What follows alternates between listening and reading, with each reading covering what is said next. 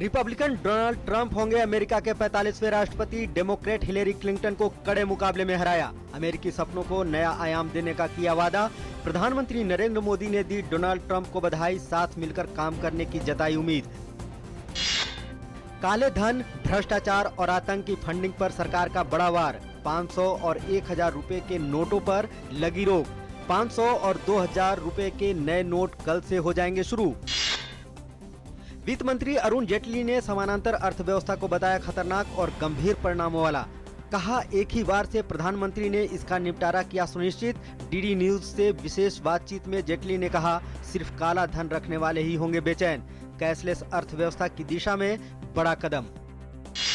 लेन then के लिए व्यापक व्यवस्था बनाने को लेकर बैंक आज रहे बंद। कुछ दिनों के लिए एटीएम से एक दिन में एक कार्ड से सिर्फ निकाल सकेंगे 2000 रुपए। बाद में सीमा बढ़ाकर की जाएगी 4000 रुपए। पीएम मोदी ने की लोगों से बैंकों और डाकघरों को इससे निपटने में मदद करने की अपील। लोग 30 दिसंबर तक अपने बैंकों और डाकघरों में जमा करा सकते हैं 500 और 1000 रुपए के नोट। जमा राशि पर कोई सीमा नहीं। आम लोगों की सुविधा के लिए शनिवार और रविवार को भी खुलेंगे बैंक।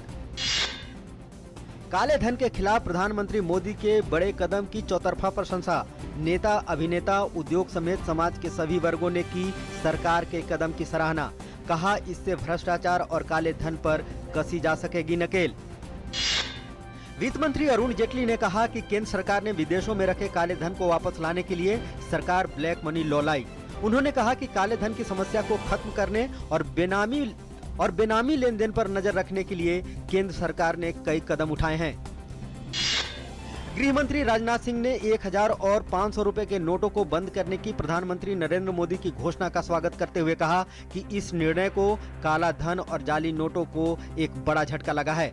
सिंह ने एक बयान में प्रधानमंत्री के इस निर्णय को साहसिक बताया और कहा कि 1000 और 500 रुपए के नोटों के बंद होने के साथ भ्रष्टाचार और आतंकवाद के खिलाफ भारत की लड़ाई अब मजबूत होगी।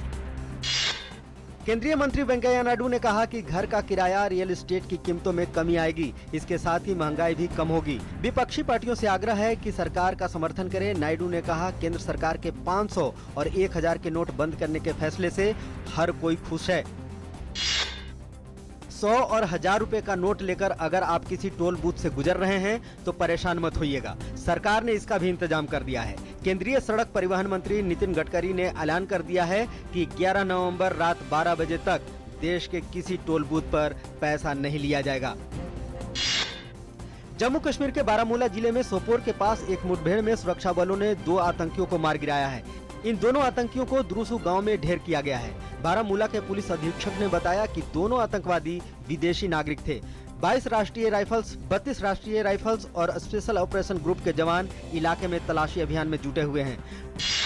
प्रधानमंत्री नरेंद्र मोदी अपने जापानी समकक्ष शिंजो आबे के साथ वार्षिक शिखर बैठक के लिए 10 नवंबर से जापान की 2 दिवसीय आधिकारिक यात्रा पर रवाना होंगे। प्रधानमंत्री की इस यात्रा के एजेंडे में मुख्य तौर पर आर्थिक और रक्षा सहयोग के मुद्दे होंगे। भारत ने अंतर्राष्ट्रीय सीमा और नियंत्रण रेखा पर निरंतर संघर्ष विराम उल्लंघन को लेकर पाकिस्तान के समक्ष कड़ा विरोध दर्ज कराया है। विदेश मंत्रालय ने आज पाकिस्तान के उप उच्चायुक्त को तलब कर ये विरोध जताया। बार बार अपील के बावजूद पाकिस्तान 3 नवंबर से अब तक 16 बार संघर्ष विराम का उल्लंघन कर चुका है। भारत ने इन उल्लंघनों में होने वाले जानो माल के नुकसान को अस्वीकार बताते हुए कहा है कि रिहायशी इलाकों पर पाक गोलाबारी बेहद निंदनीय है।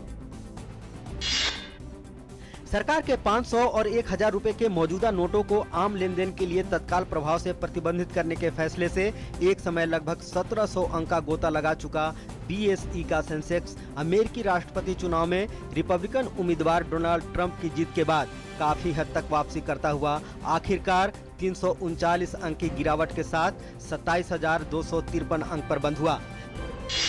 राजकोट टेस्ट के पहले दिन इंग्लैंड ने बनाए 4 विकेट के नुकसान पर 311 रन। जो रूट और मोइन अली ने संभाला लड़खड़ाती पारी को। रूट ने लगाया शतक।